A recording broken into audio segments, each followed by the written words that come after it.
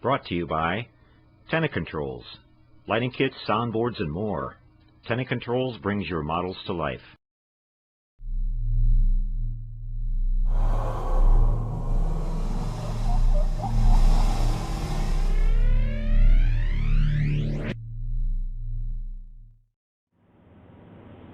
Well, hello everyone and good evening. Welcome to episode 67 of the Model Shop. I'm your host, Boyd Crompton. Glad to be with you guys tonight, and welcome to our fellow modelers from all over the world who are watching us live tonight. Appreciate you guys being with us again this week for another show. And on that note, I just want to say, everybody that watches our show, if you guys watch it later on replays, we invite you to join us live some night and tune in and join in with our lively crowd of faithful viewers. We've got a great live chat session that goes on every week. During each show, we get more and more people each week that are joining in.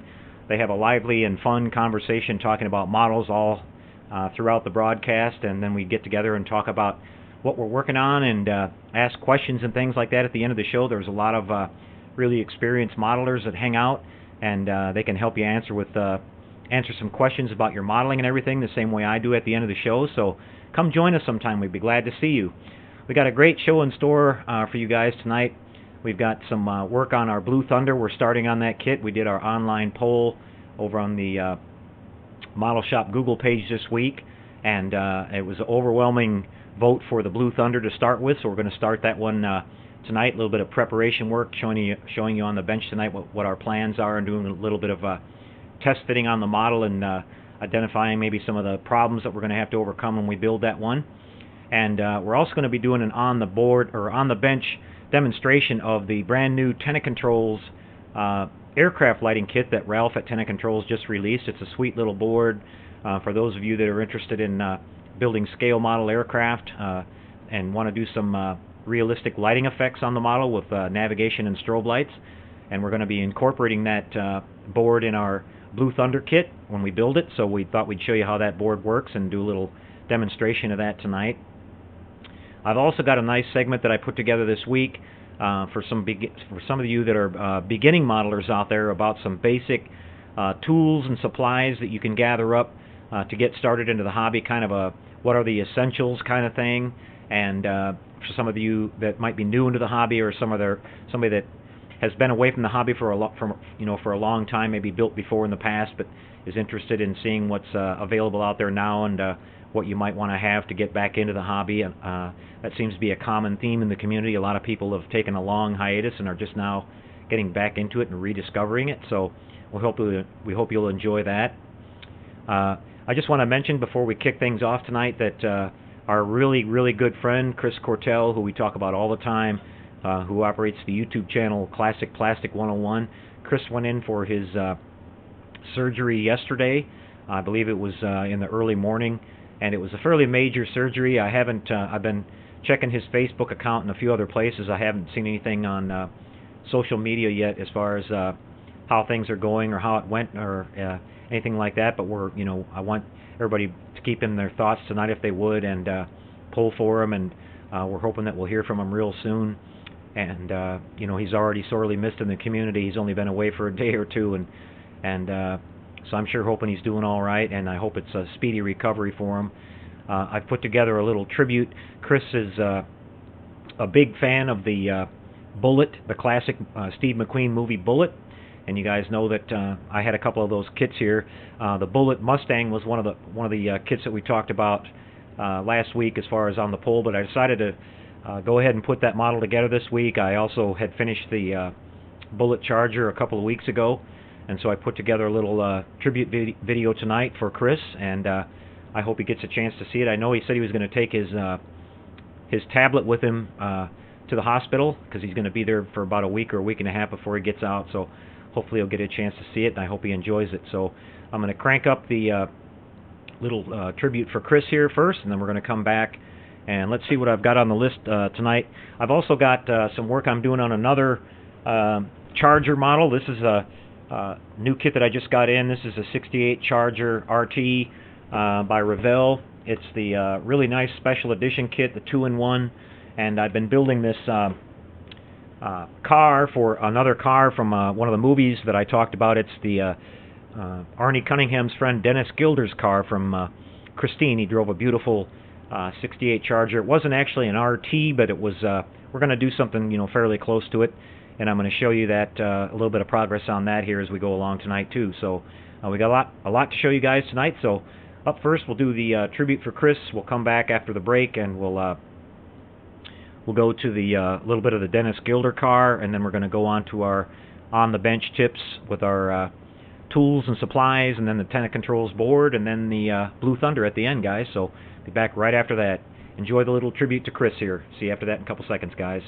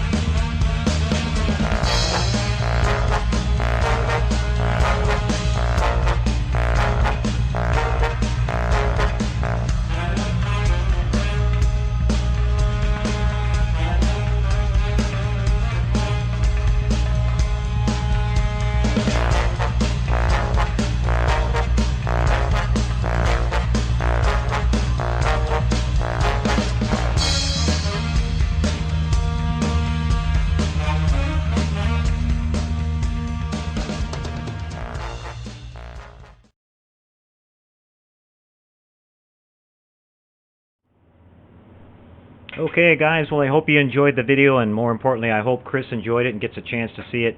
As you guys know, Chris is working on a beautiful build of the bullet charger himself, and that's where he left off on his build, and I hope he gets back to that really soon. I'm sure he's going to do a lot nicer job than I did. Chris is a master model maker, especially with cars, and I know we're all looking forward to seeing Chris get back to work on that. So here's to you, buddy. Well, hopefully you'll see you soon. And okay guys, I'm going to show you a quick little update here of the another charger that I'm working on. This is the 68 charger from Christine, that Christine's Arnie's friend Dennis was driving. I got a little slideshow here I'll show you.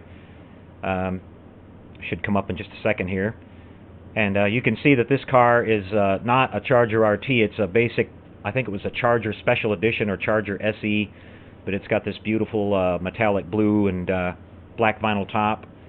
And here you can see I'm working on the chassis and starting to get things put together here a little bit. This is the Revell kit, and it's a 1/25th scale. It's a really, really detailed kit. Includes just about every little detail part that was on the real car. Here I'm working on a little bit of the interior tub, laying down the good old black carpet flocking. And here's a little bit of the interior done. I'm still working on it a little bit, the dash and a few other spots, but the console and the seats and some of the other interior stuff is done.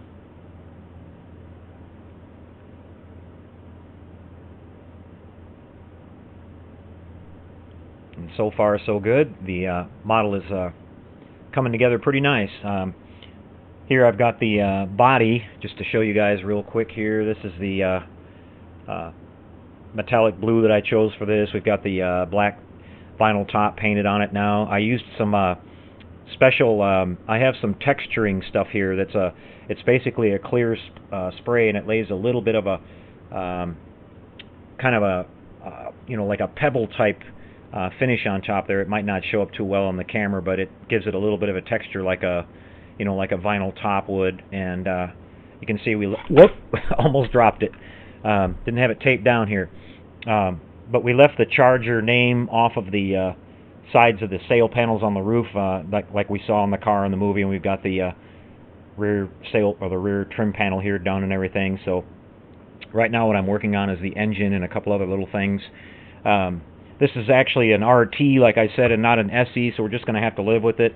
I have a couple different choices as far as the engine that we're going to put in it. The kit comes with a either a 440 or a 426 Hemi, so I'm probably going to put the 440 in it.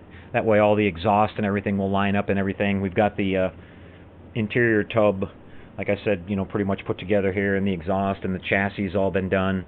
So just we're going to be putting the Krager SS wheels on this.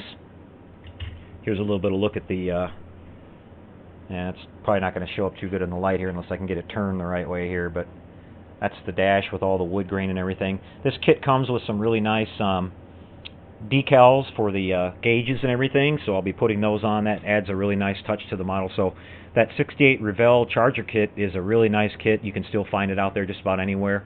And like I said, it gives you a lot of extra parts too. You get a complete extra engine, you get 2 sets of wheels, you get you know, stuff for saving for your parts bin if you ever need it for later on. So it's a really nice little kit.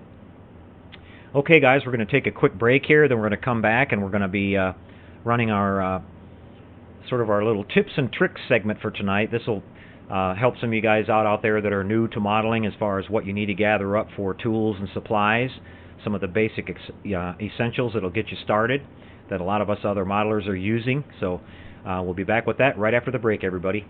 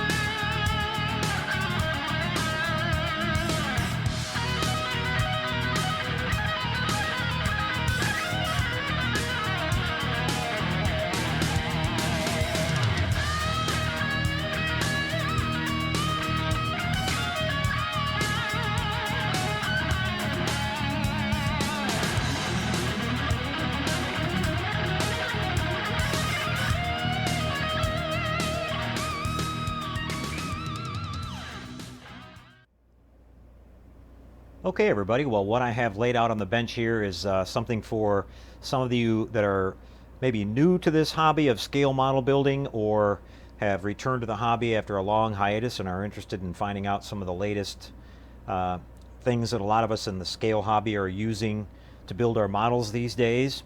And these are just some of the basics. Get quite a few requests on the show here to go back and talk about some of these things for people that are new to the hobby. So we're going to go ahead and show you some of the stuff we've got here that you can gather up to get yourself basically started in the hobby, and the things that are most essential. So what we're going to start off here first in the center part is we've got these basic tools here, and you can find most of these tools at your local either your local hobby store or your local hardware store, or sometimes even like the Dollar General store and places like that, places like Harbor Freight. It's often a good idea to ask around in the community.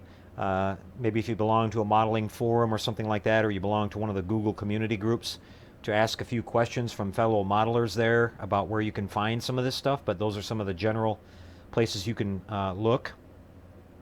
So let's talk about some of these tools that we have here to start with. We have some basic little files here. These are files that I've just sort of accumulated over the years. I have these in all different sizes and shapes.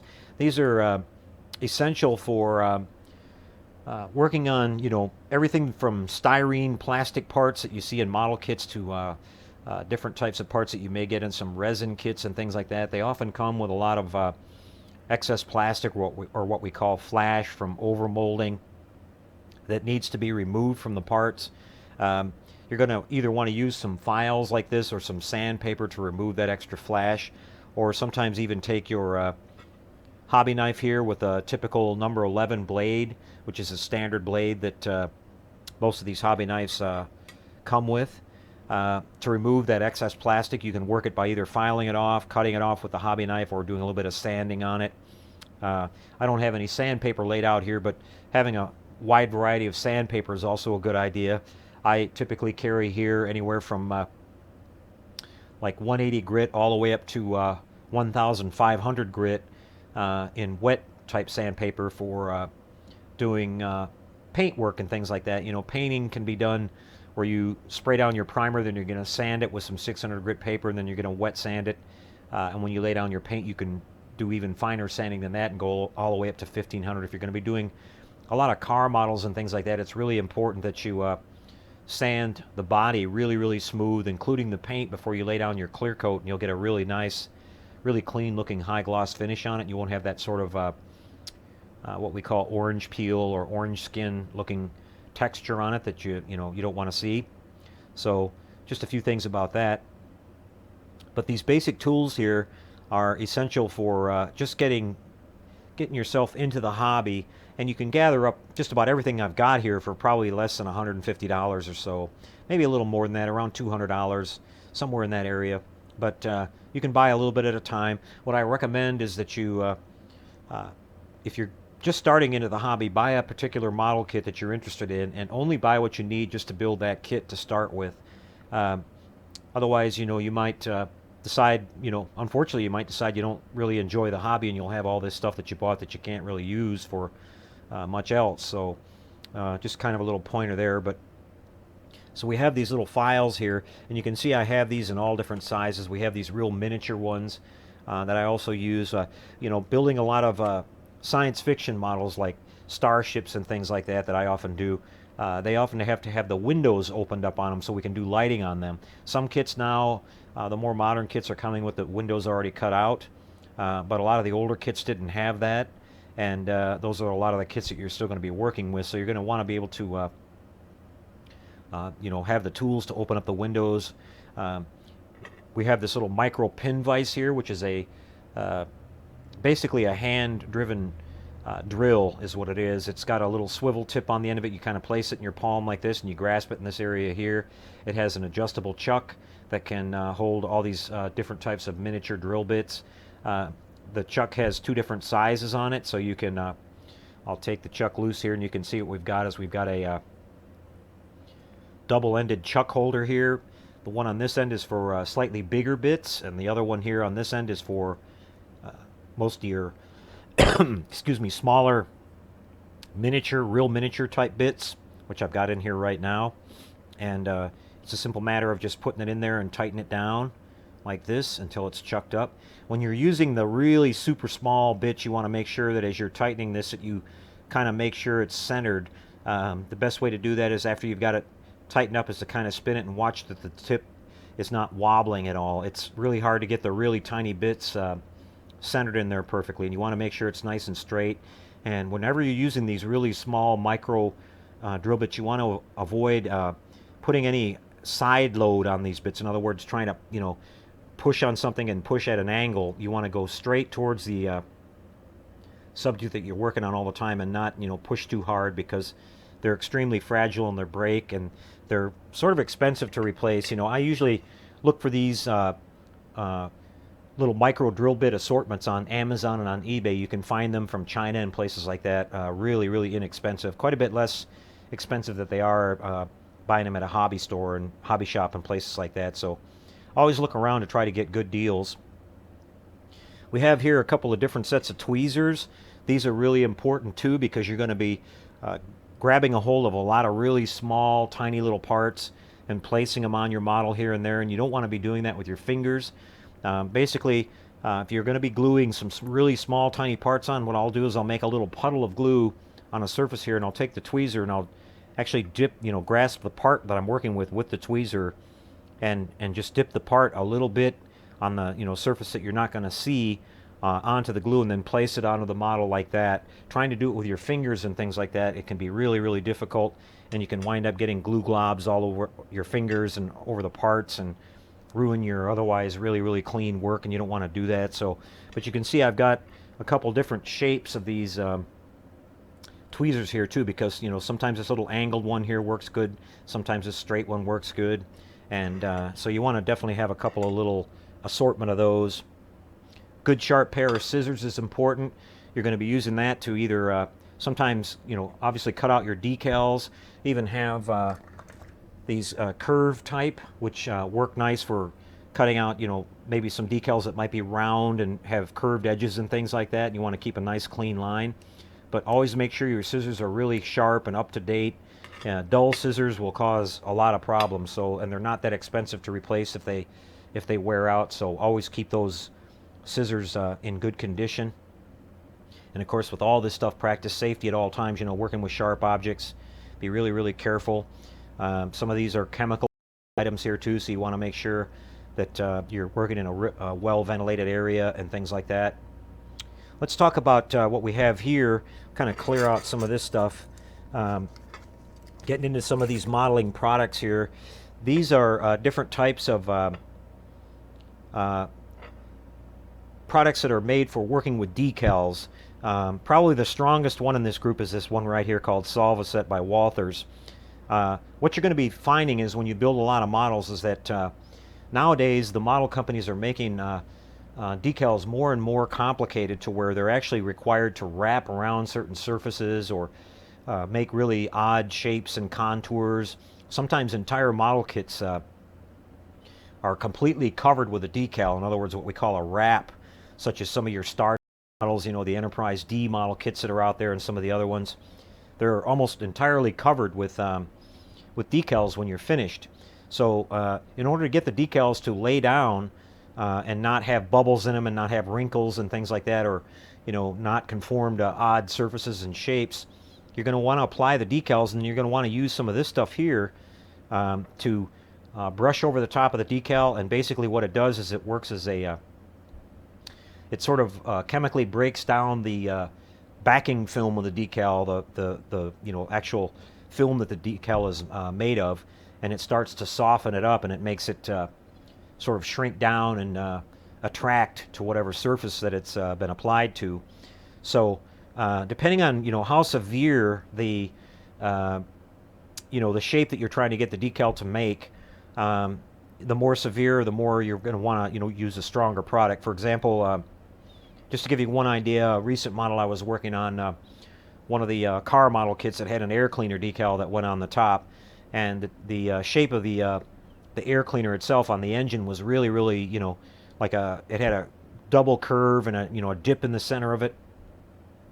And when I laid the decal on there to begin with, it was just sticking up straight, you know, so like it wasn't even, besides the center of it, it wasn't even touching the surface. So I just started using this really strong stuff here, this Walther Solvaset. And this comes with its own applicator brush, as you can see here, but these other ones do not, the Microsol products. But you just use a regular small paintbrush, a nice clean one. But I just brushed one application of this Walther's on and let it sit for about 15 or 20 minutes, and you could see it start to, the decal start to fold down and conform. It took about 3 or 4 applications with waiting about an hour in between, and finally the decal completely settled down onto the surface and sucked right down on there and looked like it's painted on. So you can definitely take advantage of these products for those kinds of issues. This micro set here is probably the least powerful of this group here. It's for just you know, decals that are giving you like minor little issues and things like that. Then we step up next to the Microsol here in the red, which is a little bit stronger than the other stuff. And then finally we move up to the Solvaset here, which is really strong.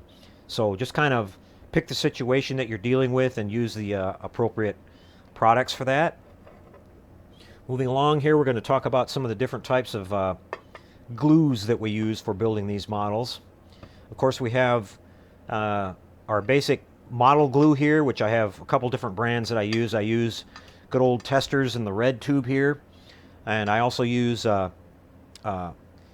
Ambroid, which is it's been around for a long time, basically the same thing as Testers. I also have a couple different types of liquid cement that I use here, Ambroid liquid weld and things like that, that's applied with a little brush.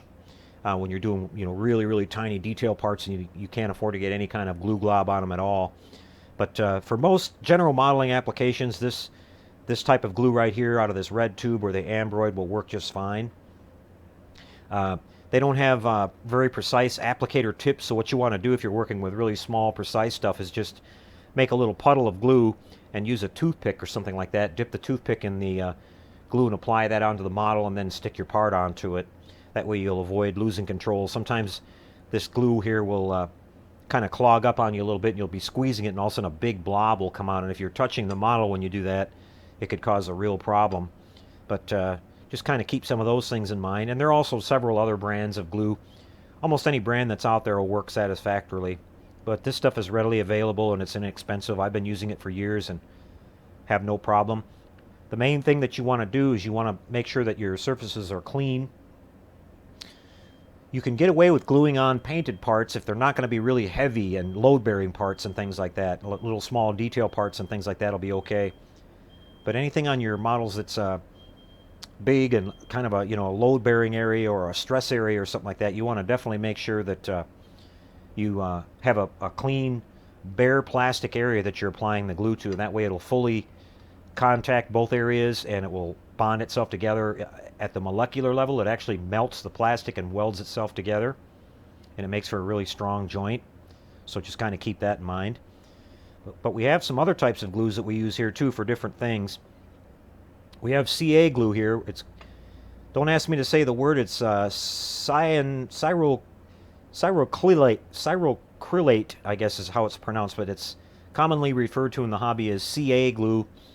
It's often used for, in fact it's required for all types of resin model kits. You cannot use regular standard model glue. Styrene glue is designed for styrene plastic. This is designed to bond resin parts together and some other things. Now I will use this CA glue on some regular styrene plastic model kits once in a while when I'm trying to, let's say I have something that I'm gluing together and I need it to set in place really quickly, just so I can kind of hold it in place to see how it's going to fit, or I'm going to, you know, be working with it and I need to work with it right away. I'll use a couple of drops of this, and then I'll spray a little bit of this what we call kicker on here, which is a accelerant that causes this CA glue to dry extremely rapidly, and so we can, you know, kind of lock a place and part. And then I'll usually back it up. If it's a plastic kit, I'll come back and back it up with some of this regular styrene plastic cement to make sure it's going to stick and stay there. But you want to make sure that you don't ever use CA glue with any type of clear parts. Clear parts, it tends to attack those. They're made out of a different type of a material than regular styrene, and it will cause hazing and fogging and cause all kinds of strange issues with those parts, so you don't want to use that. And you definitely don't want to use CA glue with any kind of fiber optics or anything like that. If you're working with those for doing any kind of lighting and things, it will attack the fibers and cause them to break down and become really, really brittle. It'll also cause them to not transmit the light effectively. It may look like it worked on the outside, but it will definitely hinder the ability for the light to transmit through the center of it. So we have this other type of glue here, which is called Formula 560. This is canopy glue. This is a glue that's often used for gluing clear parts together, or clear parts such as windshields and things like that inside of your scale model cars and things like that. It takes quite a bit longer for it to set up, but it does work, and it does not attack the plastic whatsoever. It is totally neutral in that regard, but it dries extremely strong, so you don't have to worry about it, falling apart or things like that later on. In fact, it stays slightly flexible. So in other words, you can think of it as sort of like silicone or something like that. It will make a really strong bond, but it won't attack the plastic. And if you're working with glass and things like that, plastic, if you get a little bit on it and you don't want it there, you can easily take some water and a towel and something and wipe it right back off and start over again. Going along that similar line, there's Elmer's glue here, good old Elmer's Glue All. It has almost the same properties as canopy glue. It dries semi-transparent, almost clear, sort of an opaque look to it when it's completely cured. This stuff here dries, almost completely clear. But there's also another type of clear that's out there called microsol. Microscale actually is what it's called, and it's designed for clear, like window applications and things like that. If you want something almost completely 100% clear, I often use this canopy glue on things like my big enterprise models and things like that, instead of putting the plastic windows in there, because I don't want to completely see, a completely clear window. I want to see, just transparent enough where light will pass through it. I don't want it to be so clear that you can look through it and see all the wiring and everything inside the model, and this works really, really good for that. But there's all different applications. What I'll usually do is draw a little bit of this out with a small type syringe, which I forgot to grab that and lay that out here, but I have these little small plastic syringes that you can buy at your local drugstore for like administering baby medicine and things like that, like an eardropper or whatever. And you can squeeze a little bit of that into that syringe, and with it has a really fine tip on it. You can put down a really nice little controlled bead of this glue, and it works really, really good for that. So you have a lot of choices as far as when it comes to adhesives. Kind of moving along here, let's talk about some of the putties that we're using here. These different types of putties, whenever you're working with models, you're going to wind up with seams. Whenever you're gluing two halves of something together, it's going to leave a seam line. It's one of the most dreaded parts about modeling, probably the least favorite that all modelers are faced with as far as building a model goes. But there are a lot of really nice products out there these days that make that a lot easier. The old standby that I used to use here quite a bit is called Squadron Products White Putty. This is a general type fill putty, which will fill in most imperfections and gaps and seams and things like that. It dries fairly quickly. It's nice and sandable. It works really well. We have here the Bondo Company 3M red type spot putty, which this putty is not really for doing really big seam work. It's meant mainly for small type imperfection. It's not meant to be put on really thick, and it's definitely not made to put on any joints or seams or gaps that are going to have any kind of load bearing or flexing going on, because it will crack really easy. It's meant to be put on a really thin application. So let's say you've put something together and you've sanded it and it's got some small pits or something in it, or some small imperfections. You basically skim over it a light skim coat with this stuff and then sand it back down smooth, and that's what it's generally intended for.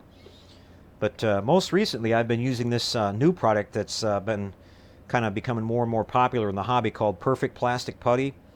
It's imported from England, but it's available on eBay and other places. It's basically white putty that's a kind of a cream type putty, but the thing that I really like about this putty is that it's water-based. These other two here are solvent-based putty, which means they are what we call a hot putty. They will attack primer or paint. So if you happen to get any on your model that you didn't want it to get on, it's gonna cause a stain, and you're not gonna be able to get rid of it until you have to repaint it. Whereas this stuff here is completely water soluble, and you can basically apply it on your surface there and spread it around, and then wait till it dries and sand it off. If you happen to get any on the model that you didn't want, you can just take a little bit of water with a paper towel or a small Q-tip, with water or a rag or whatever you might have, and wipe it off, and it's not going to attack anything. It'll be completely gone.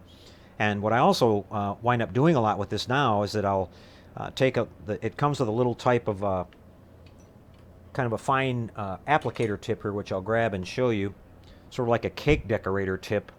And you can put this on this tube here, and you can squeeze that into some really tight and confined areas. Also, let's say you have a gap on the side of your Enterprise model on the hull. You can squeeze this and make a small little bead right into that gap, and you may have to do it once or twice because it does shrink a little bit when it dries, but you can squeeze that right into that gap, and if you get any excess, just take a cotton, like a little Q-tip with some water, and just kind of go over it like that, and it'll smooth it completely out to where oftentimes you don't even have to sand it. It'll take care of 2 steps for you there. It'll smooth it out so you don't have to come back and sand it later, and you can remove all the excess putty from the edges with a little bit of water, and it cleans right up. It dries really, really fast, about 15 to 20 minutes, depending on, you don't want to put it on too thick.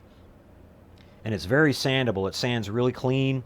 It feather edges really nice. It makes a nice fine white powder when it sands, and it'll accept all kinds of primer and paints with no issues at all. So this is pretty much my standard putty now. I do use another product called Evercoat 417, which is an automotive 2-part filler type putty, similar to what we used to call Bondo. It's an accelerating. It uses a 2-part. It requires a hardener to act as a catalyst to harden it. And on some models that are, big models that need a lot of body work for like major imperfections or major gaps or, structural work, I will use that because it sands out really nice, and then but it usually requires some finish up with either this type of putty or some of this spot putty here. So you have a lot of choices as far as putty goes too. Tamiya also makes a really great putty. There's a few others out there, but these are kind of the standard ones that I've been using for quite a few years now, and I'm really kind of settled in on them. And again, this has kind of been my go-to putty here recently because I really like the fact that it's easy cleanup and it's not hot. It will not attack anything. And if I accidentally get something on something I didn't want, then I can easily remove it. And I'm also, in a lot of cases, able to not have to do any sanding afterwards because I can just, like I mentioned, go back and wipe off the excess.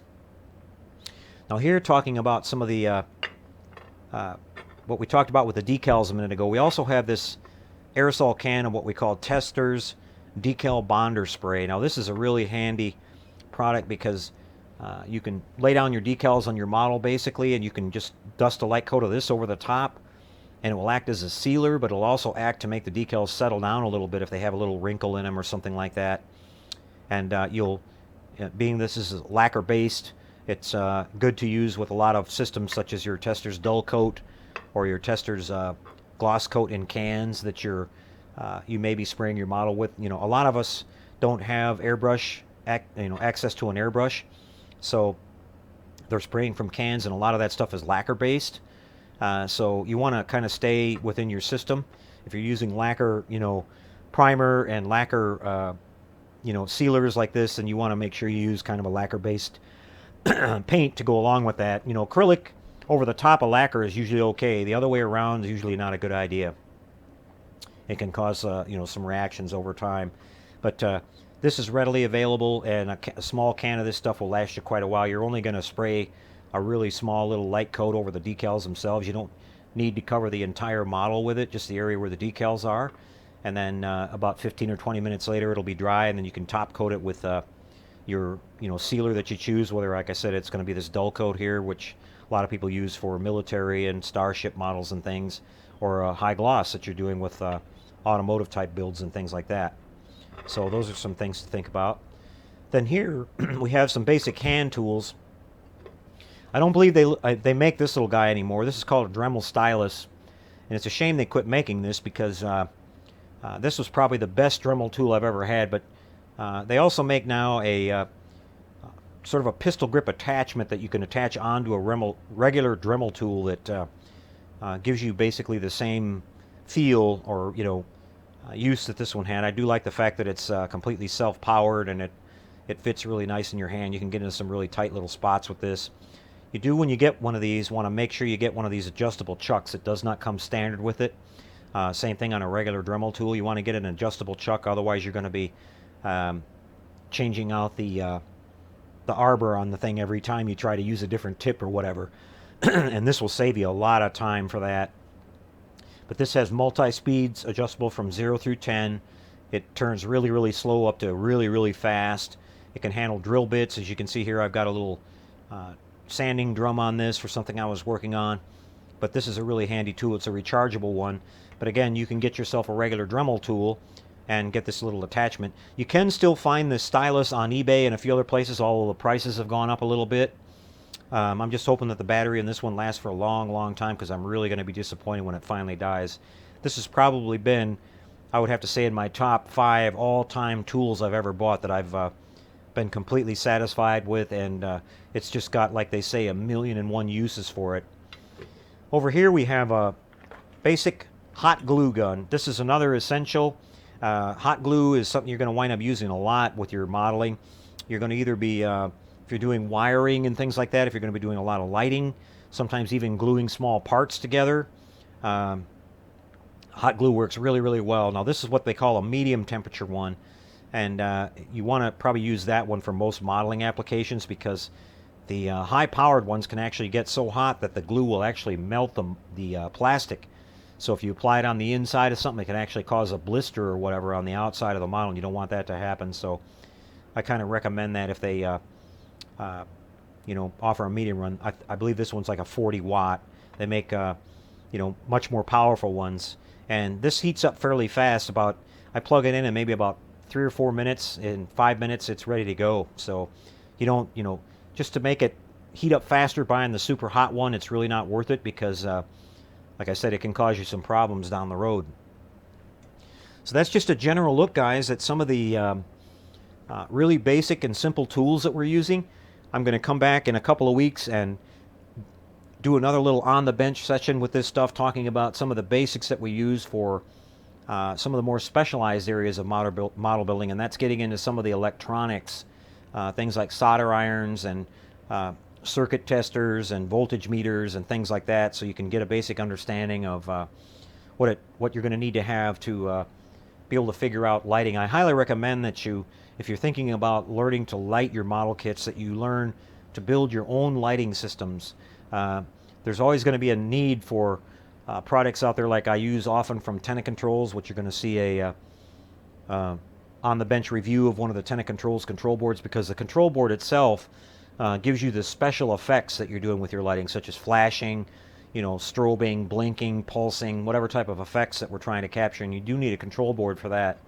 But for actual lighting of the model itself, lighting the windows, lighting some of the other areas of your different models, even lighting up cars, lighting the headlights and things, you can learn how to do that stuff on your own very, very simply with a little bit of research, and we're going to give you a few pointers in that direction in the upcoming episodes here. So I hope that you find this useful, and if you have any questions about anything here, just drop me a line on the comment section of the video, or you can ask a little bit later here during the live broadcast here during our Q&A session at the end, and I'll be happy to help you out. Or if I can't help you, somebody listening in on our audience here that follows along every week will be able to help you out with that. So I hope you enjoyed that. Okay, guys, time to move along to our next segment here. We'll be right back in a couple seconds after the break.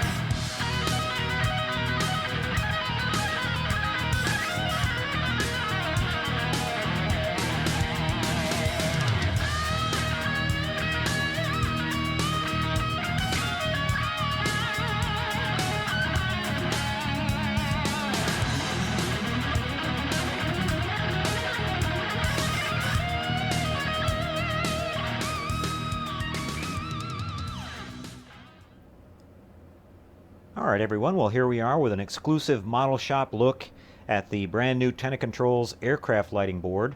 This is a great little board that Ralph has just put out.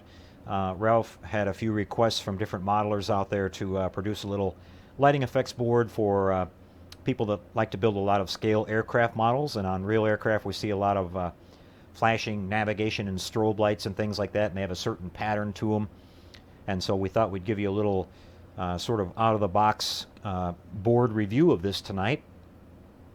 I'm going to be using this board to incorporate into our Blue Thunder build, so it's a perfect opportunity to show you this, guys. We're going to kind of set it up here real quick. As you can see, it's a very tiny little board here, very small, and Ralph is now incorporating in his latest generation of boards here where you get a sort of a connector on the board with a pre-wired harness, which makes things a lot easier for people who don't like to do a lot of soldering. We see here we've got a basic on and off switch. We've got a little 9-volt battery harness here, and we have our outputs here for our different LEDs. So it makes the setup of this fairly simple. We're going to be using this for our Blue Thunder build. I planned on using this back a while ago when we were building our Airwolf kit, but at 1/48 scale that was just such a small model that I decided to save this for something a little bit more appropriate. And on the Airwolf, even though it did have some flashing lights, it only had 1 or 2, so there wasn't a lot going on there. But on our bigger scale kit, which is 1/32 of our Blue Thunder, there's some navigation lights and some marker lights and some flashing strobes that I saw on the actual ship when I was watching the movie, so I thought it'd be a great opportunity to use this board. So what we're going to do now is we're going to set this thing up real quick. First we'll take a look at these instructions, which are really basic and very simple and easy to understand, as Ralph's boards usually are. You can see here that he's got a schematic showing you the layout of the board, and then the wiring harness coming off of it with all your outputs here for your different wire colors and what you hook them up to. Your 9-volt battery here, and of course your on and off switches, which is already wired in. Now, depending on whether you want to mount this in a base or inside the model itself, you can always extend these wires and make them a little bit longer. Now we've got a 9-volt battery harness on this, but I'm obviously not going to be using that. We're going to just clip that off, and we're going to connect it up to our wall wart, our little power supply that I always use. I'm probably going to mount the model on another Polar Lights base with a little rod going up to it. We'll run our wires through that for the power and everything. And I'm just kind of looking at the model right now to see if I can get the board in there, or if I'm going to mount the board in the base. But either way, we'll just extend these wires if we have to do that. It's really easy to do. We can always extend the wires for our on and off switch here too, if we have to do that. So you have a little bit of flexibility there. But the instruction sheet here shows you a basic layout of an aircraft here. And Ralph gives you a couple of options on a standard aircraft or versus an Airbus. Now Airbus apparently has a particular sequence or a type of a flashing system that they use on their marking indicator lights, navigation lights. So I'm not all that familiar with all that, but he gives you the option here, and you guys that want to be really specific out there about how you're building this, if you're building a particular aircraft, you have that option there via just cutting this little jumper wire that Ralph indicates here to go between the Airbus and the standard operating mode. We're going to probably use the standard operating mode here, which I think it's set up for by default. And then you've got your different descriptions here. You've got a tail strobe light, wing strobe lights, beacon lights, right starboard side navigation light, and left port side navigation light, which will probably be just steady on lights. And we're going to be needing those because on our Blue Thunder, on each side of the ship there was a steady on red and a green on the port and the starboard side. I think they were located on the sides of the engine air intakes. I'll have to go back and look at that for sure, but we're going to work that in. And then we're going to have a beacon light on the bottom and maybe on the rear towards the tail somewhere. So we're going to be using the strobe light parts. But so basically, in order to do that, we've just got to wire this up. Real simple. I've got a couple of LEDs here just for testing purposes. These may not be the LEDs that I wind up using in the model. I may wind up using something smaller than that. But just to show you guys how this works, we're going to set these up with those in place. So we're going to take a look at our little schematic here and just kind of check this out here real quick. So we're going to start off with the first one, which is called a tail strobe light. Now I can't remember which LEDs are which here. I'm not using colored LEDs, so I know I grabbed one that was white and one that was red and that was green, so we'll just kind of have to, kind of do a little trial and error here. The first thing I'm going to do is I'm going to connect this up to my power supply, which I'm running at 9 volts. We'll connect that right up to our battery clip here, and as I mentioned, we'll be substituting that. We'll be using the power supply later on for our actual power coming into the board here.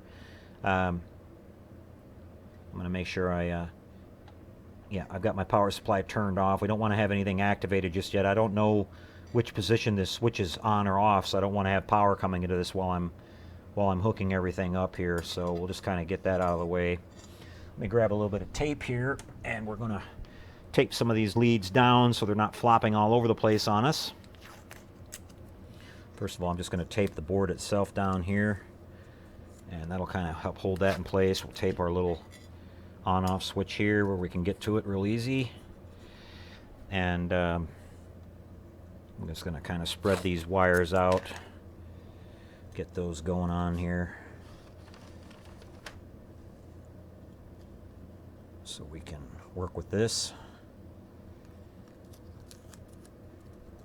There we go. It'll stop fighting us. Okay, so we can see by reading our instructions here, for the tail strobe light, you're going to connect, let's see,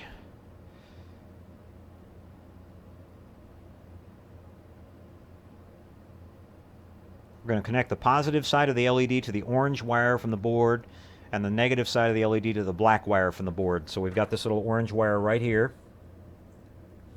and I'm going to grab this one. I think this is one of the, this is the white bulb, but we'll find out here in a second.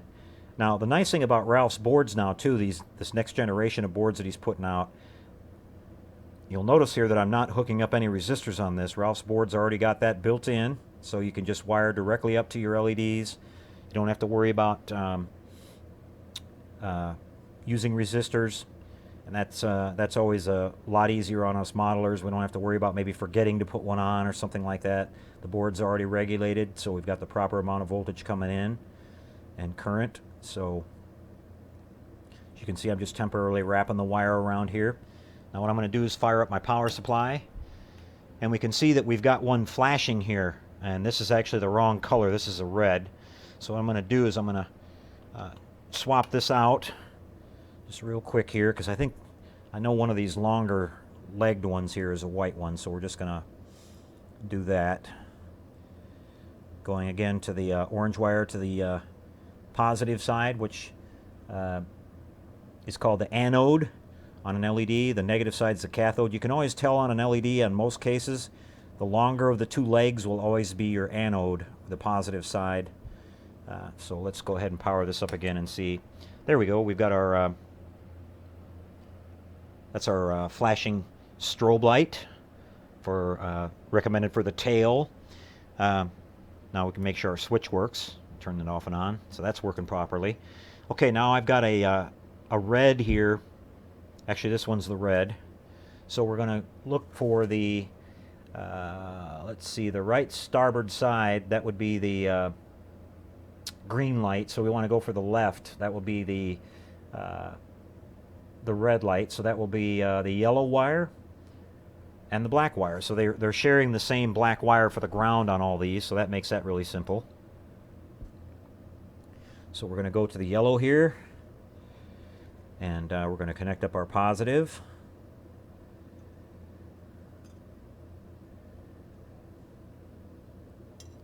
And then we're going to kind of make this work. I'm just going to wrap both of these together here with this other wire, if I can pull this off.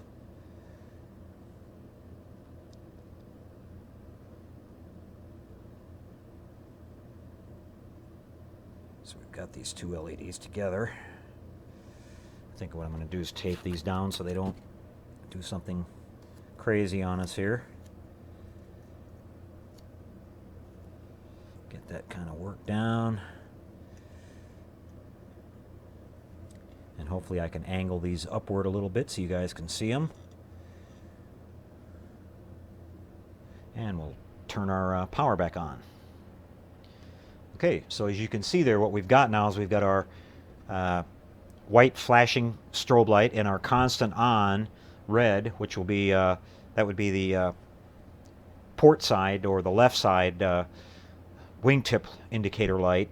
So what we would have if I've got this other one here, which is the green. We can probably just do this for testing purposes. Let's see. The right side will be the green wire, which will connect to our positive anode side of our LED. And all I should have to do is just touch this negative side onto the ground here, the black wire, the common wire, and we should light up our green one here too. As you can see, that one's lighting as well. So we've got our left and our right side wingtip lights that we would have working. I'm just going to remove this one because we're not going to leave that so it might short out. But we've also got wing strobe lights if we want to optionally use those, and that would be the white wire here. So let's just use this same green LED and just check this one to make sure this circuit works. I may or may not use that. We'll see. I know I'm going to put one on the belly and one towards the tail on our Blue Thunder. So, okay, now all I have to do is touch this on the ground.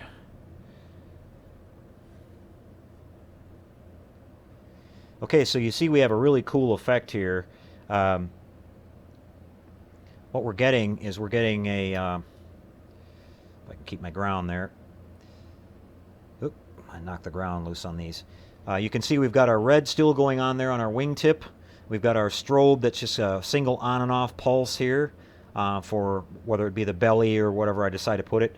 And then this other one, we've got a double flash. It would show up better if it was a white LED, but I just didn't grab another white. But you can see we're getting a nice double flash on that one. So there are two different strobe effects here, which is a really, really slick little setup. Really nice job on that, Ralph.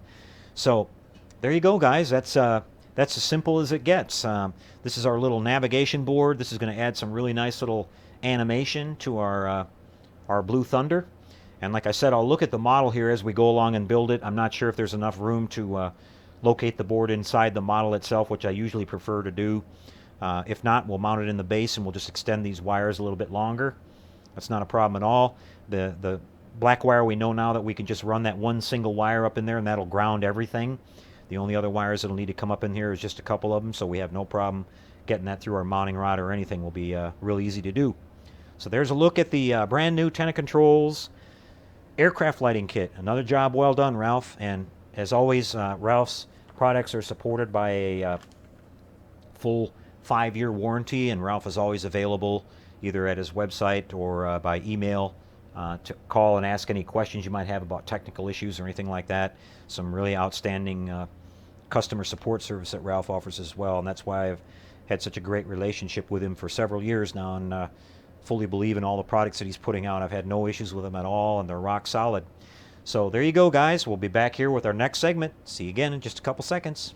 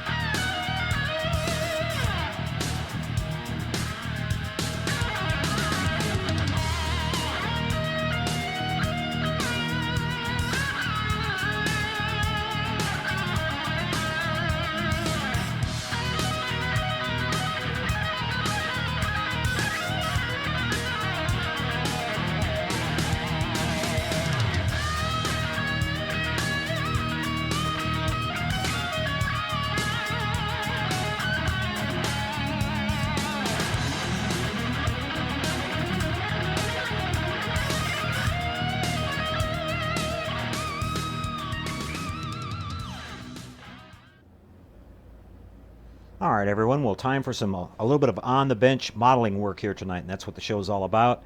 We've got our 132 scale Kitech Blue Thunder kit here, and I'm preparing this kit right now. I've done a little bit of preliminary work on it.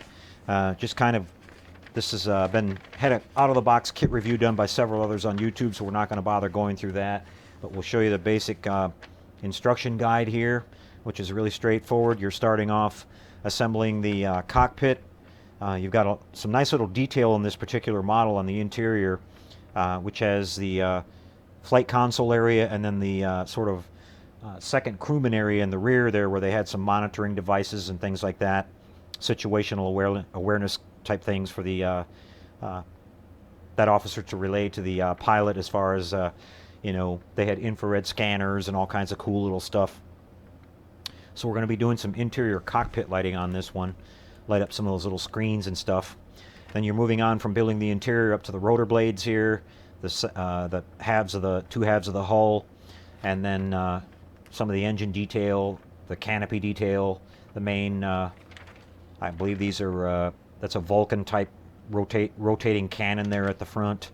A couple more guns here and there, some pitot tubes and some other small little details.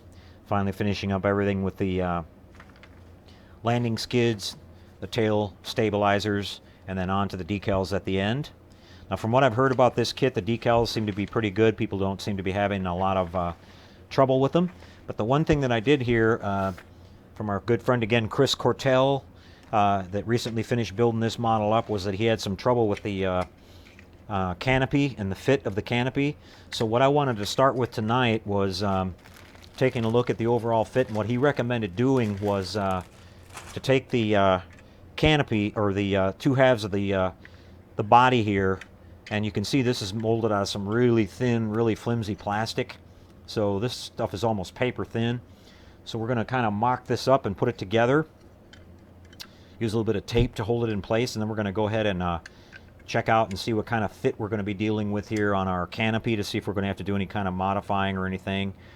So I'm just going to take a little bit of this tape, and we're going to sort of work this thing together a little bit. Now, the things that I'm doing here, I highly recommend on just about any model kit that you're going to work with. You always want to make a sort of a dry run and sort of test fit as many parts as you can possibly do before you actually begin your assembly, especially if you're going to be doing lighting or anything like that, because you're going to have to sort of plan how you are going to route your wires and everything. So I'm just kind of looking over the model now to see, as I mentioned a minute ago on our when we were doing our little control board demo, if there's going to be room inside this model for the control board, and it looks like there is, probably in this area, like right in here. I think I'll be able to squeeze the board in there and mount it, so we'll be okay with that, which is always nice. There should be plenty of room there behind the interior, you know, cockpit detail that we've got to install. I think there's enough room in there to do that. So I'm just going to kind of work the body halves together here, and you can see how flimsy this thing is. I'm struggling just to get it lined up, but I'm just going to wrap some tape around it here and there. It may not look pretty, but we're just doing this for testing purposes right now, because we want to see how this cockpit's canopy is going to fit. Now, I will point out on this kit that when I got this out of the bag, this canopy molded in clear styrene was really, really foggy and really cloudy looking. And so what I wound up doing to fix this is I just took a little bit of my automotive fine grade polishing compound with a nice detailer's towel. That's a special towel that's called a high density microfiber towel. It won't scratch and things like that.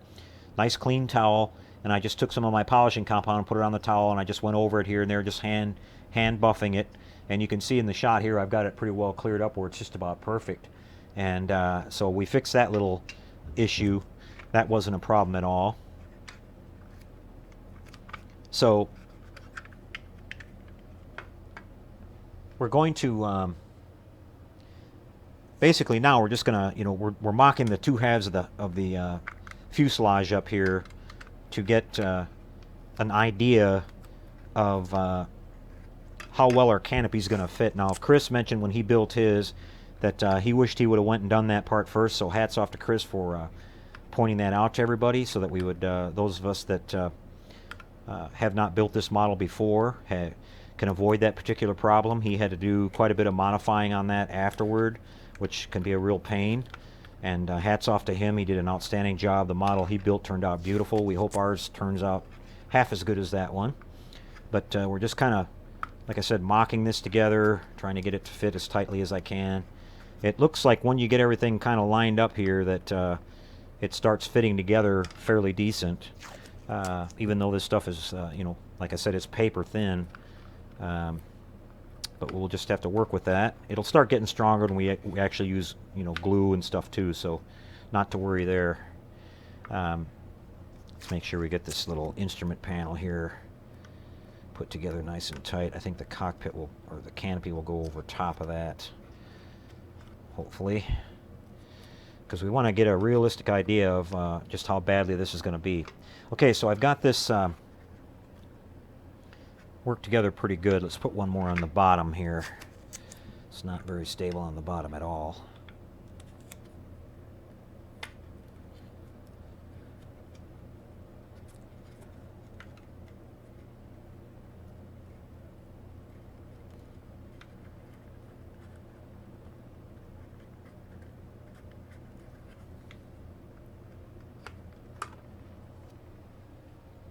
And we can see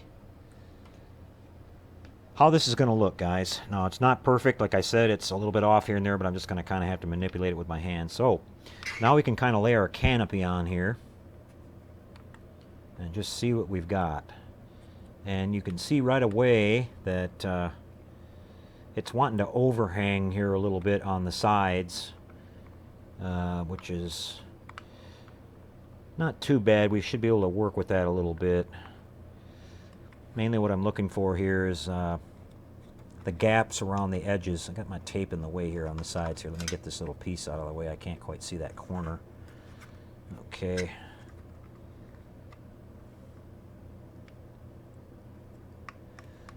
All right. So up here on the top, it looks like it closes up against this bulkhead here pretty good, which is a good thing. On this side here, it fits pretty good. Down in this corner down here, you can see it's lining up pretty good. Now, up over here, it appears that it's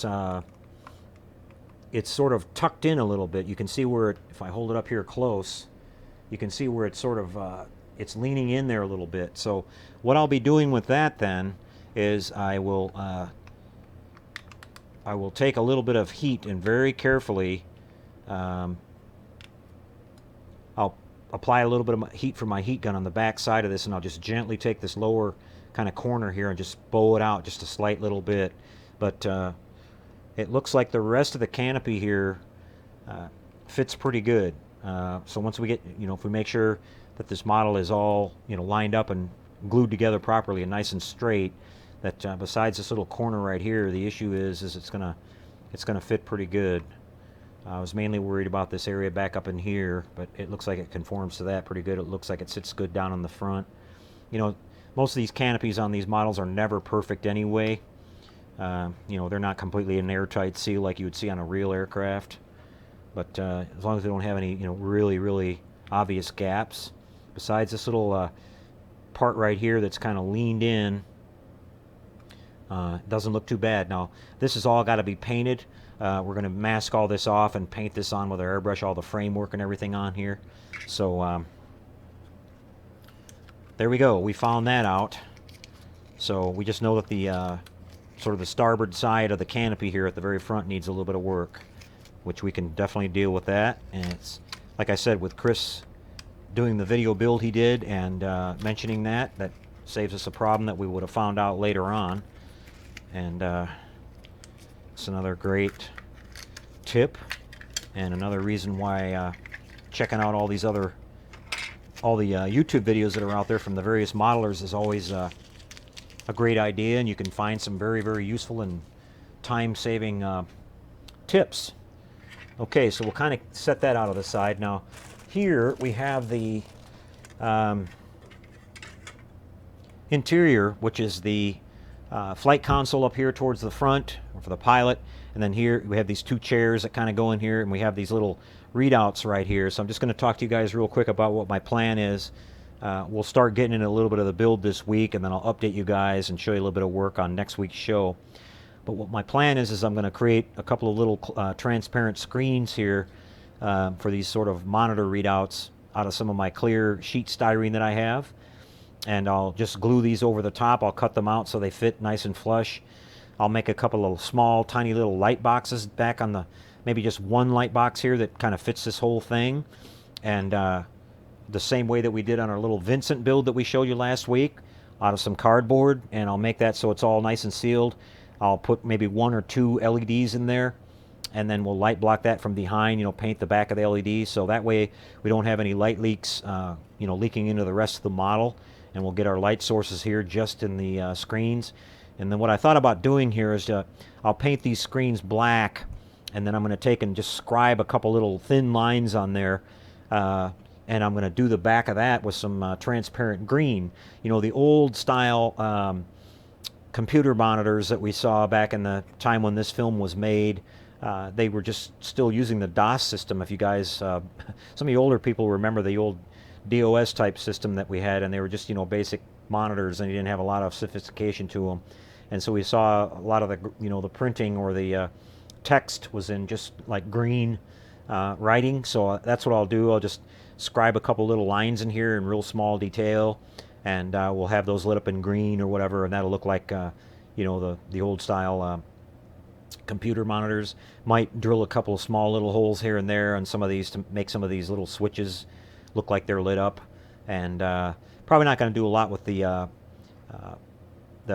actual flight control assembly here, or the dashboard. Everything on there is really tiny, but we'll make sure we detail paint that out really nice. The nice thing about that is I was looking at this, and with the canopy the way it is, you'll definitely be able to see when you look in the model, you'll be able to see these monitors lit and everything in there, so that's going to look pretty neat. So we can work that out. And just checking everything else out on the kit here, you've got 2 more pieces of clear, 4 more actually. These are little kind of lights that go on the outside of the model, and we'll probably light those up. I think they're spotlights or whatever. And then we've got these 2 more little canopy inserts that go right here on the sides. So we have that, and then we have all the other little detail parts. And like I said, I'm trying to find the little these are the sort of the air intakes that were on the sides of the on the side of the fuselage, and right around here on each one there was a little red and a green marker light, if you want to call it that, navigation light. So we're going to probably do some fiber optic or whatever we got to do to make it look like it's small and in scale. I'll be working out the details for that this week a little bit. Here we have the they actually give you a little pilot's helmet, which is kind of cool. And I wanted to mention, if anybody out there knows where I can get one, I'm going to be looking for a couple of 1/32 scale pilot figures, because we're going to build this one as in flight, and so it would look kind of funny if the if we had it up on our base like this, and there was nobody in it. So I got to find a couple of proper 1/32 scale figures, preferably seated, and if the helmets are wrong, we've got one helmet here we can use. I can basically grind the helmet down that's on the existing guy and just leave his face and put this helmet over top. And the guy in the back, he's not quite as important, but I want the pilot to look fairly correct. And we'll try to paint him up and make him look like Roy Scheider did. So hopefully, if you guys out there know where I can find a couple of 1/32 scale pilot type figures, or point me where to look, I'd really appreciate that. And that will set me in the right direction. Here's the basic decals for the markings. We had these red markings that go on the kind of around the front part of the model here, around the canopy, and then the numbers. Not a lot going on there, just real simple. But these decals look like they're in pretty good shape, and people haven't been reporting a lot of problems with them either, so we should be okay with that, and hopefully you guys can see that. Keep forgetting about the camera angle there. But so there's our plan, basically, guys, for our Blue Thunder, and we're going to take you through that build. Thanks a lot to everybody that took part in our poll that I posted over at the Google page. We pretty much Blue Thunder won by a landslide as far as the order of the kits that we're building these in. And then followed up, I think, by a strong second place of the Little Nelly, the Bond gyrocopter. From You Only Live Twice. We figured out which movie that was actually seen in. So that'll be the next build that we follow up with this, and there'll be some other builds that are going to kind of come in, out of the blue. I'm always just kind of building stuff as I get the mind to do it. So you guys will just kind of see that. But it's going to kind of be an ongoing theme here. We'll move down once we get past these kits. We've got this one. We've got the Little Nelly. As you saw tonight, I've already got the Bullet Mustang built. But we do have the Speed Racer Mach 5 that we want to get finished. And then I've got some other kits that are sitting here that we want to get to too. So we'll let you guys pick some more kits here in the future. And again, thanks for taking part of that. We want to keep you guys interested in what we're doing here. And that seemed to be the popular choice, the Blue Thunder. And can't blame you. It's a great kit and it's a great subject. And at 1/32 scale, this will turn out really, really cool. So that's it for this one, guys. Back to our next segment. I think we're going to be heading over to our Q&A and our shout-outs for tonight. So we'll see you there in just a couple seconds, everybody. Be right back.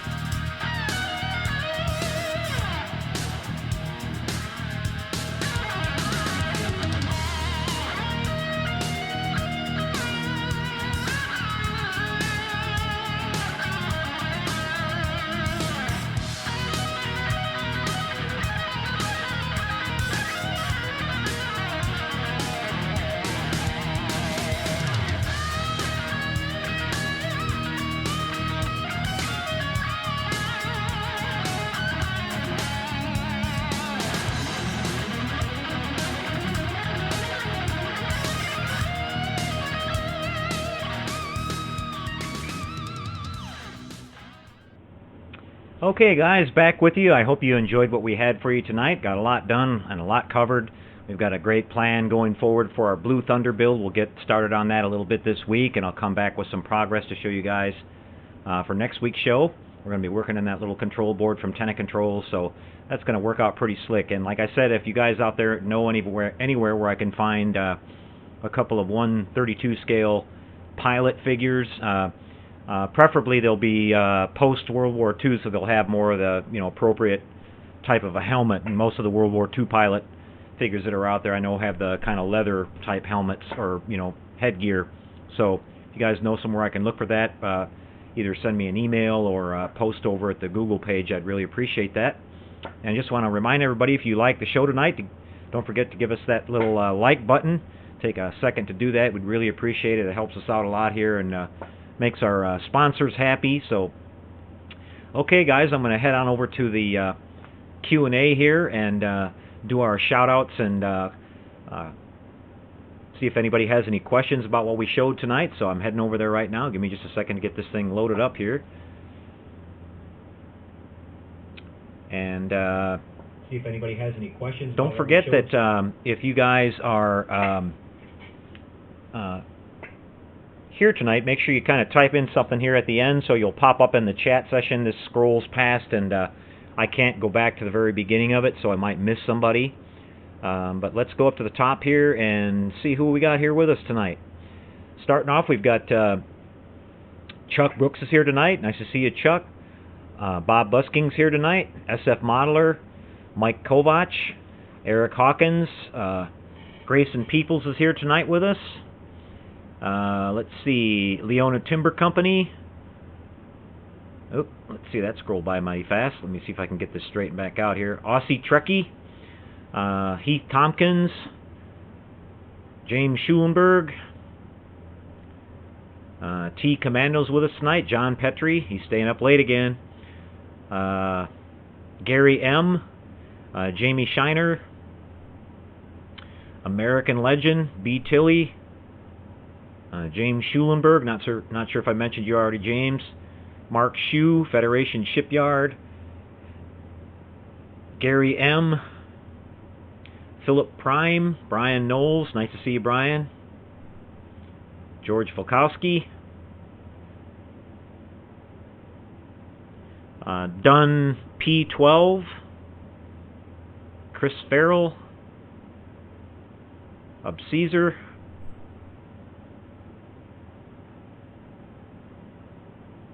DLC Model Builders. Armando's with us tonight. Nice to see you, Armando. Dadnator 24. W Hunt 10866. Derek Sabora. Looks like I saw Derek started a new build over on our Google page. He's building a tank with a winter scene diorama. That'll probably be really cool to follow along and watch. Ostrich Longneck. Clint Llewellyn.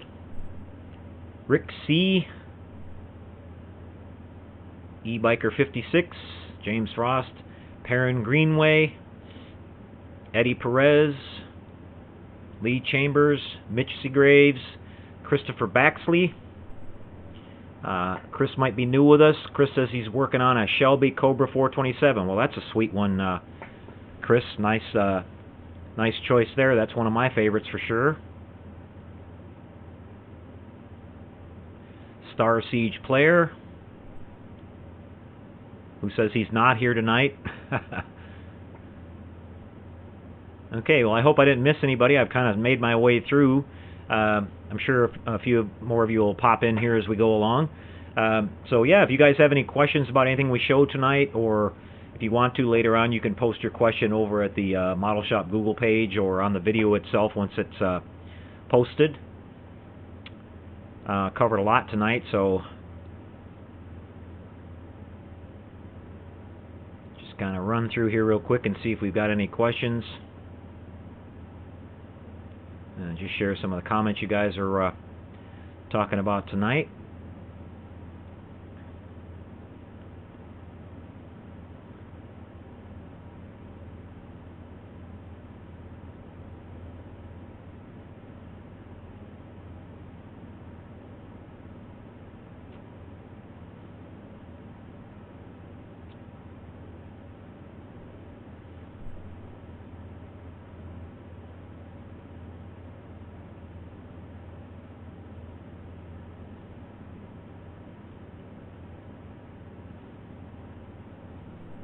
I think a couple people more are popping in. Philip Prime just checked in. Nice to see you, Philip.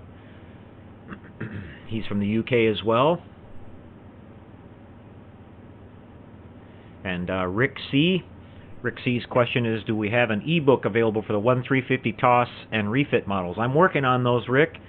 I've only got so much time, and I'm my main focus right now is trying to get my website up and running. And it's been a real challenge because I'm a complete novice at that, and that's but that will be the focal point for my outside efforts besides what I'm working on here in the shop, which is a whole lot.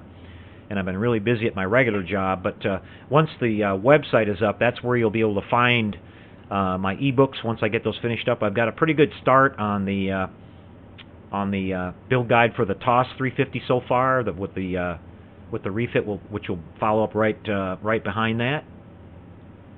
So you can look forward to those coming here sometime over the winter.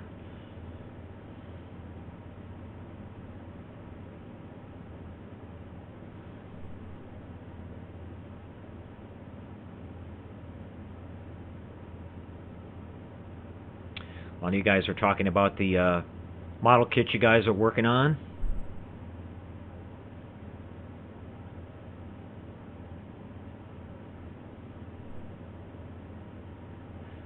Looks like Dan Harris is with us tonight. Draw Dog, nice to see you. I think he might be somebody new. Robert Lyon. Mr. XS11. Frank Palmer's here. Nice to see you, Frank. Haven't seen you in a while, Frank. Hopefully you'll get caught up with what you've been working on. I try to keep up with you over on your Facebook page. Clint Llewellyn's here tonight. He's got one of the really rare MPC Cygnus model kits, which is really cool. And Opans Erickson, nice to see you with us tonight.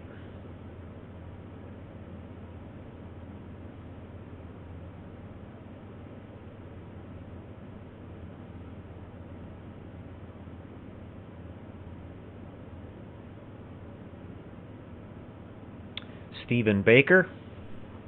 Chris Redinger.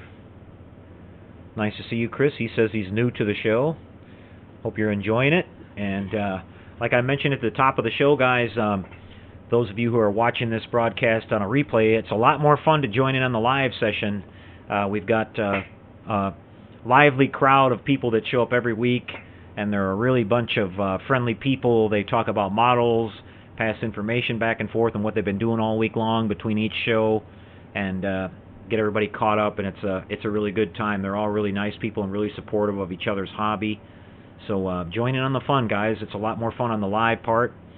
And to do that, you just need to, we're doing our show, the goal is to do the show every Saturday night at 7 p.m. USA Central Time. Every once in a while something comes up during the day before I'm getting ready to do the broadcast, and I try to announce ahead of time if the show is going to be delayed. Usually no more than an hour. We go between 7 and 8 o'clock, but my primary planned time to broadcast the show is every Saturday at 7 p.m. Like I said, sometimes that may change, and I try to post that over at the Model Shop Google page as quickly as I know that that's going to happen. So you can just tune into the TrekWorks channel on YouTube, and you'll see that the video is going to be popping up.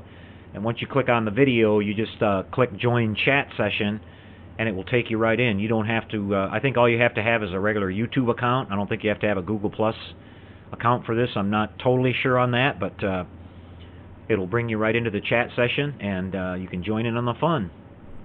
So the more the merrier. Also see the captain is here with us tonight. Nice to see you.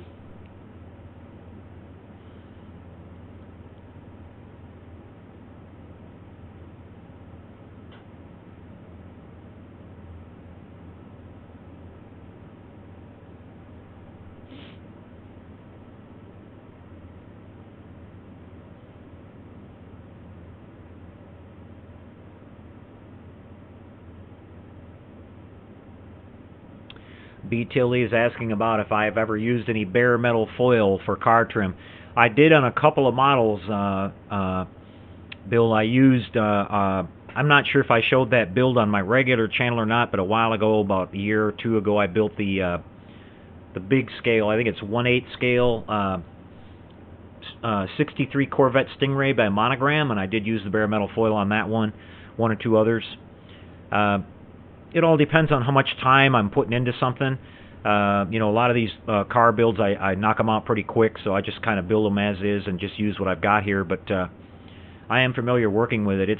It's for those of you who haven't used it before, you want to definitely get in some practice before you try it on your first model. It can be a little bit finicky. The main point that I want to make about that is it's really important that you get yourself a really, really sharp, brand new blade.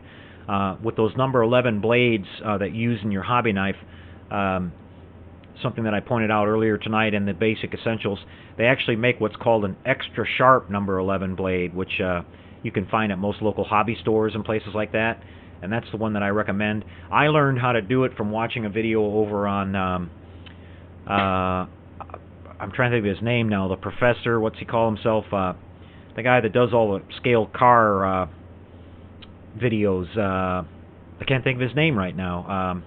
Dr. Cranky, and he has a 2-part video there on a tutorial guide on how to use bare metal foil, and he's been using it for years, and he mentions that it can still be frustrating, and like he said, the main thing that he learned from it is that you want to make sure you use a brand new blade every time you're going to do it. Don't use a blade that's been used before, because the trick to it is that you want to be able to lay the blade on the foil once it's down on the model and just make your cut and not have to push too hard and actually dig into the model. And so if you screw up and you have to start over, like say you went wide or whatever and you pull the foil back off, that you're going to have a big scratch on the model that you can't cover up.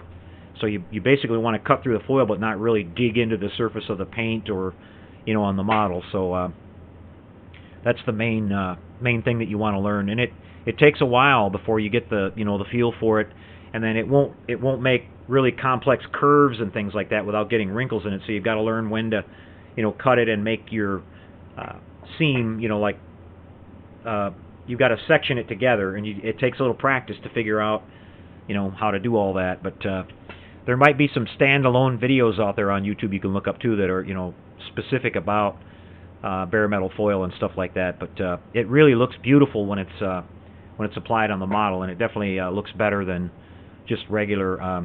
One thing I wanted to share with you guys, a lot of people are using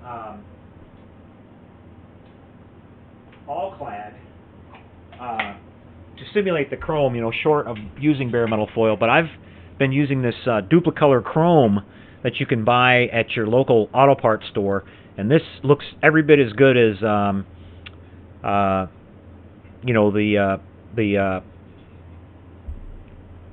all-clad chrome does. And the beauty of this is that you don't have to do all of the first of all, it's a whole lot less expensive. This whole can here is something like I don't know, $6, $7 for this huge can, and but you don't have to do the the gloss black that you have to do with the all-clad with clear on it. You can spray this on directly, and it gives you a really, really beautiful appearance. I'm not sure how well it's going to show up here, but the exhaust system here, I actually wound up dulling these down just a little bit with some dull coat, because I didn't want them to look like chrome. I wanted them to look more like stainless or whatever. But when I first sprayed this on here, I mean, it looked exactly like chrome finish, and I just sprayed that over the bare white plastic. And so if you're careful, you can decant this stuff, put it in your airbrush, and you can mask off your model like around the around the detail areas here, like where your trim and everything is, and spray it on with your airbrush, and it looks just absolutely fantastic. I mean, as close to chrome as you're going to get out of a spray. It's never going to be as good as actual plating, but it works really good. And for the price that this is, at my local hobby store, that just a little tiny bottle of the all-clad is like $8. So this is about 50 bottles of all-clad, and it, like I said, if you want it to look more like aluminum or stainless or whatever, all you have to do is just work with it and dull it down a little bit with either dull coat or even a gloss coat over the top of it, and it will change the way it appears. So there's something out there you might be able to use.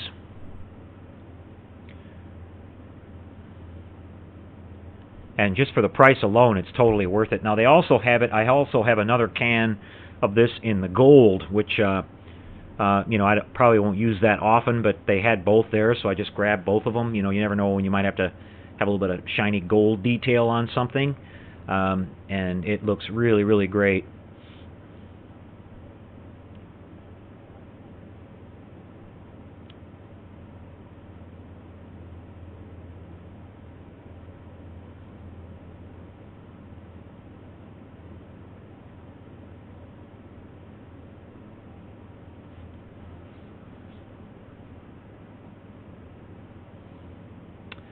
Grayson says she's looking forward to seeing the Alien Nostromo kit that we did our review on during the Halloween Spooktacular show. I'm looking forward to that one too, Grayson. We're going to be getting to that one here sometime this winter. It's on my list. I've got my buddy Armando, who I got the kit from, who's got one too, and we want to do sort of a buddy build with it. We want to build those at the same time.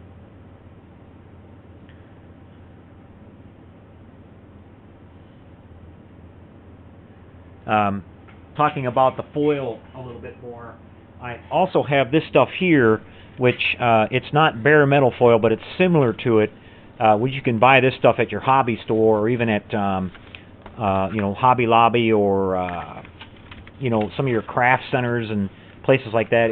It's really more like airplane monocoat. I talked about this a couple of weeks ago when I was doing the A-Team van that I used for the side marker lights and all that. It's not as flexible as bare metal foil, and it won't make all those contours, and it's not nearly as sticky. But it will work for a lot of things. Like if you want something that looks to look chrome or whatever that's fairly flat, doesn't have it'll wrinkle really bad if you try to make any contours and it won't stick. But if you got fairly flat surfaces and kind of small stuff, it works excellent for that, and it's a whole lot cheaper than bare metal foil. Keep in mind too that bare metal foil has a shelf life. If you buy your bare metal foil, you want to definitely plan on using it fairly soon after you buy it. So if you're going to build a particular model and you're going to use bare metal foil, buy it a little bit before you're going to start the build, because they'll tell you that if you let it sit too long, it loses a little bit of its stickiness and it doesn't work as well. That's also something that I heard from over on Dr. Cranky's video. Got a lot of useful information about building car models over there on that channel.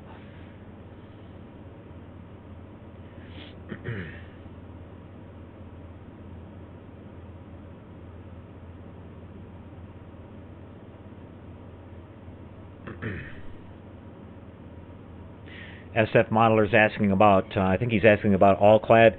What they recommend, DeWitt, is that if you're going to do the chrome effect on with all-clad paints, that you have to start off with black, but it has to be a high gloss black. So what I use, a lot of people complain about the regular all-clad gloss black, that it takes forever for it to dry. So basically what I do is I use my regular black that I have here, my automotive black, which dries sort of a satin finish, and then I'll clear over it with some of the all-clad gloss lacquer, which they sell in a little bottle about yay big or so, and that puts the high gloss on it, and that dries really quick. It dries in just, as long as the humidity is not really bad, it'll dry in about 20 minutes, and then just spray over that with your all-clad chrome, and that gives you the what it does is it creates the depth in the chrome and makes it, gives it that deep look. And you'll have to practice with it a little bit, because if you spray on too much of it, it just looks like sprayed on silver. You're actually putting it on, very thin so that you can almost sort of see through it, and that gives it that kind of chrome mirrored look, that depth that real chrome plating has. And that's a step you definitely have to do. Now, with this stuff here, you can just basically spray it directly on. Like I said, I did the exhaust system. That was just, I didn't even prime it. I just sprayed it on with on the bare white plastic, and it looked just gorgeous. I mean, it had like a mirror shine on it, but that was a little too shiny for what I was looking for. So I just lightly misted over that with some of my tester's dull coat, and that brought it down a notch and made it more look, like I said, like stainless or aluminum that I was looking for.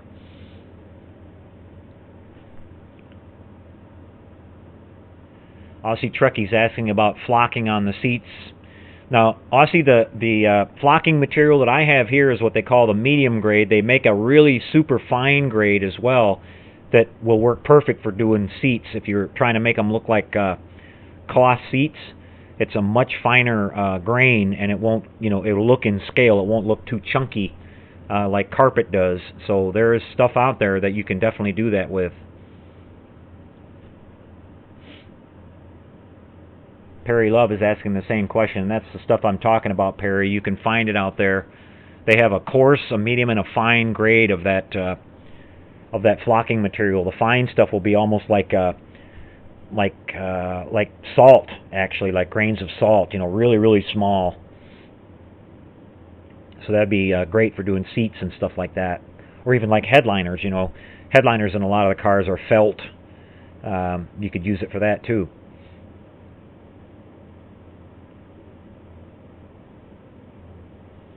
Yeah, DeWitt's saying that he's been using the gloss black all-clad. That works okay, but if you'll find out, DeWitt, that if you put an actual clear coat over to the top of that, it'll look a lot better. it'll give it, like I said, that more of a deep look to it, and you'll find that it will dry a whole lot faster too. I saw where people were saying it took 2 or 3 days for that all-clad to completely cure up. That's just way too long to wait.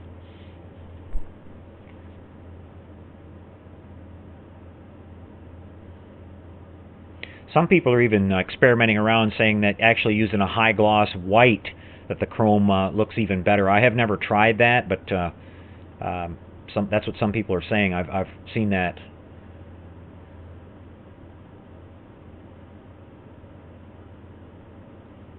Gary M. is asking about the monocoat. Any ideas on glues that might reinvigorate its application? It couldn't be anything very strong. Maybe some 3M in the can, rattle can adhesion stuff. Some of that kind of spray-on glue or something might work good for that.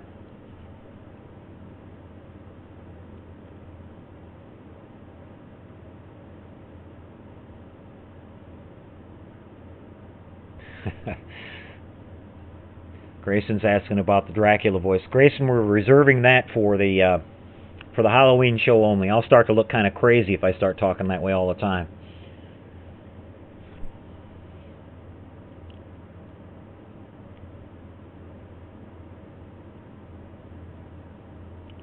Yeah, and some modeling news this week, everyone, as I'm sure you guys know or that you're discussing, those of you who aren't seeing the chat, the MPC Round 2 is started shipping the brand new 22-inch Eagle 1, which is fantastic. I've got one of those on order, and I'm looking forward to getting it. It looks like the extra detail parts for the machined aluminum engine bells and the other small details are going to be a little bit delayed, but you'll actually be able to get the kit. I'm not sure if I'm going to use the aluminum parts anyway. With the all-clad paints and with this stuff that we've got here and some of the other stuff available, you don't really need it. You can make them look just like real metal. But so definitely going to be getting one of those. And there is the 1/350 scale resin conversion kit that converts the Enterprise refit Polar Lights kit into the Reliant, which I've got one of those on order too. I know Armando got his kit and a few of the other people's. There was quite a few. There was a long waiting list for that, but I'm getting closer. I just got an email back from Don over there. So hopefully by the end of January I'll get my kit, and that's one that you guys are going to definitely see get built up here on the show. I'm going to kind of reserve that one for a show only here build, so you guys are kind of get to see that one exclusive. And that's going to be a really fun project because that's something I've wanted to do for a long time. Since our De Boer's Reliant's kind of on the back burner for a while, that'll be really fun to work on a large-scale Reliant. The only thing that we're missing is the Aztec patterns for that, but we'll do some work on that to see what we can come up with for that, because they're completely different than they are on the Enterprise refit. If you're wanting it to be really accurate, then you're gonna have to come up with something for that.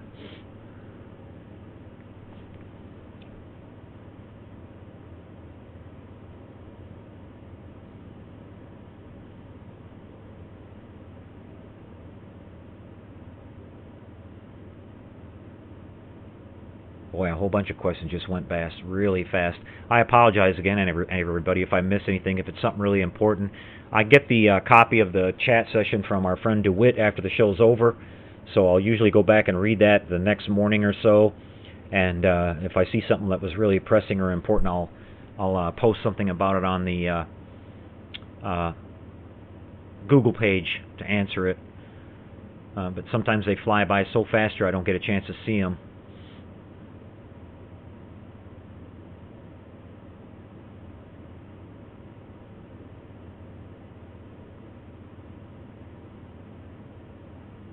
Yeah, not all of these chrome paints are born equal, guys. There's been some different ones I've tried out there that were really actually pretty crappy. But this Duplicolor brand here has just been... I was blown away when I tried it. I couldn't believe how great it looked.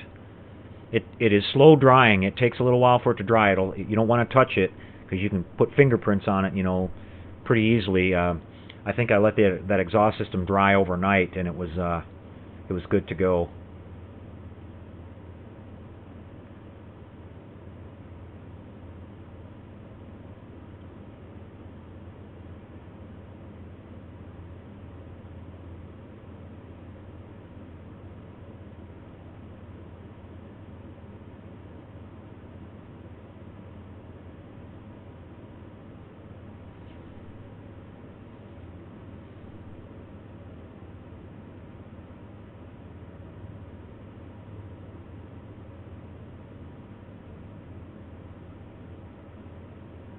A couple people are starting to check out. A lot of our overseas friends. It's getting late for them over there, so thanks for joining us and sticking with us. We appreciate that. It's getting close to wrapping things up here too, guys. It's coming up on 9 o'clock. 2 hours is a long time to have people sit down and watch a video. So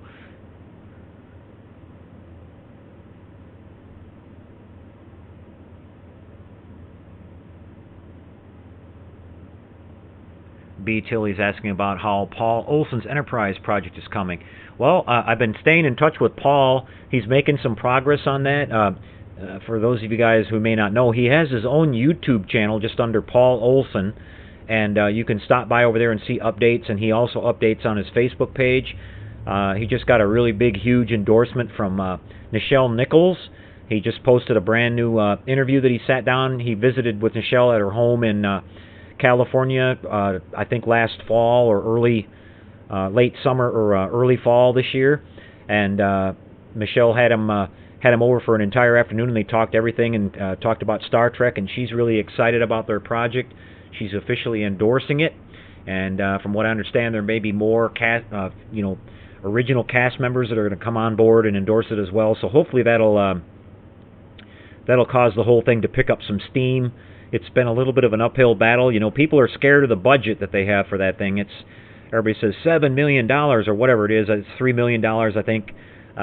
They're all like, "Wow, that's a lot to build the model." Well, you know, it's a lot more than building the model. If you go over there and check out the info on the website and everything, you can find all the details. But they're talking about doing a really top-notch documentary to go along with the build of the model, which will document the entire thing. Then the model is going to go on tour after that, and to hire a team of people to care for the model when it's on the road and do it properly. They want to hire an Academy Award-winning director and producer to do the documentary, so it's extremely well done and deserving of a project of this scale. And the fact that you're paying Hollywood legends. These people are not run-of-the-mill model people. These are people that are at the very pinnacle, the very best of what they do. And so it's not a cheap date, and it's what the goal is just to get a lot of people involved so that a lot of people can donate a small amount and they can make their goal. They're not in it for the money. Most of the money is going to be spent on just the things that they need to do the project. They're not in it to make a lot of money and keep it themselves. It's all going to go back into the project. So like I said, you can find more information and more details about it. I fully support it. I hope to be a part of it when it starts to happen, along with the 8-foot model that we're doing here in the shop, and we're still working on that. The molder that's been working on our molds and everything has been involved with some other really big projects, and he's been helping me out a whole lot with this thing and trying to keep the costs low. So I've been really working with him on not pressuring him to try to get it done when he's got all this other stuff going on. So we're kind of keeping it on a budget. Otherwise, I just wouldn't have been able to afford it. There's no way in the world. I mean, so everybody's just going to have to be patient on that, but it's going to happen. And hopefully over the winter here we'll have some breaking news on that. We can actually start showing some of the parts.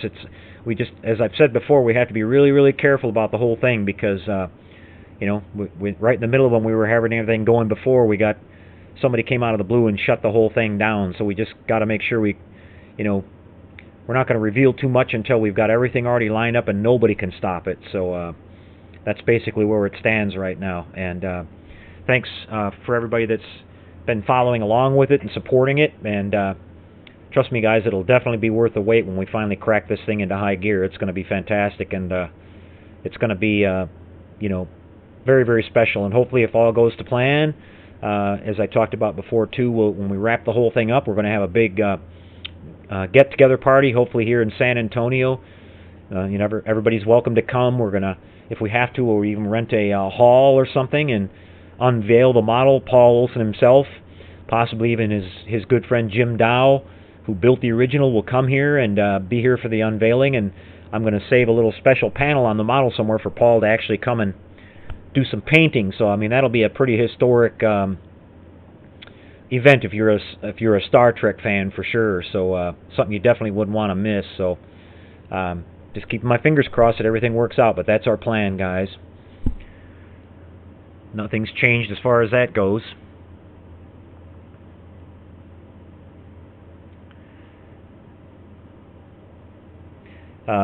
Chuck has got a question here. Boyd, when you fill the nacelle holes on the refit with silicone, do you just squirt it right in there, or will it fall into the... Whoops, it just moved on me. I just basically worked it in there, Chuck. It didn't fall at all. I used the black RTV type automotive silicone, if I remember correctly, and it didn't fall in there at all. I just had to be really careful, excuse me, and got it worked out. But that seals all the, you know, that big light leak that you usually wind up getting around the bottom of the pylon there where it attaches to the nacelle.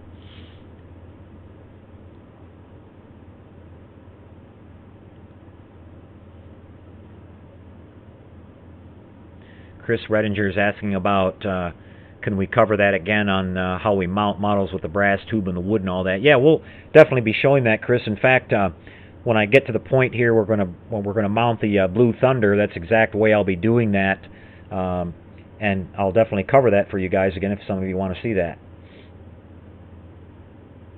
Sean McClure is asking about the 1350 Reliant. Sean, like I just said, Don, I forgot his last name, but he's been producing the kits. He's had an ongoing thread over on Facebook, and I know he's posting at the Sci-Fi Model Action boards when he first announced that the kit was available. And he had a long waiting list. You had to basically sign up for one if you were interested in it, and I signed up as soon as I found out. I was something like number 154 or something like that on the list.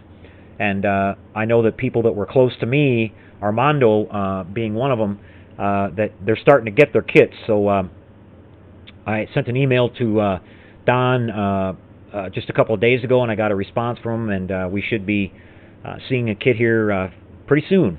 And trust me, as soon as I get it, I'm going to want to build it. So you guys will definitely see that here. It's a beautiful kit. I got to see Armando's kit the other night when we were hanging around on Uvu, and it's a beautiful kit. I've got a spare 350 scale Polar Lights refit kit just sitting here waiting for it, so we'll get that baby all put together and lit up real nice. That'll be beautiful to go along with the 350 scale refit model. I've always wanted to have a large scale Reliant, so that's going to be really nice. And you know, $250 sounds like a lot of money, but this guy's put a lot of work into this thing. And if you guys found out, like I have, you know, what it's cost to work up this 8-foot model, we're talking about close to $30,000 we've got into this thing in the end. So you can just imagine, you know, it's definitely not easy, especially if you want quality and you want it to look accurate, you know, and have all the detail and everything and fit properly and all that. It's a lot of work. So I'm more than happy to pay $250 for that. The model will be worth that in spades to me when it's finished.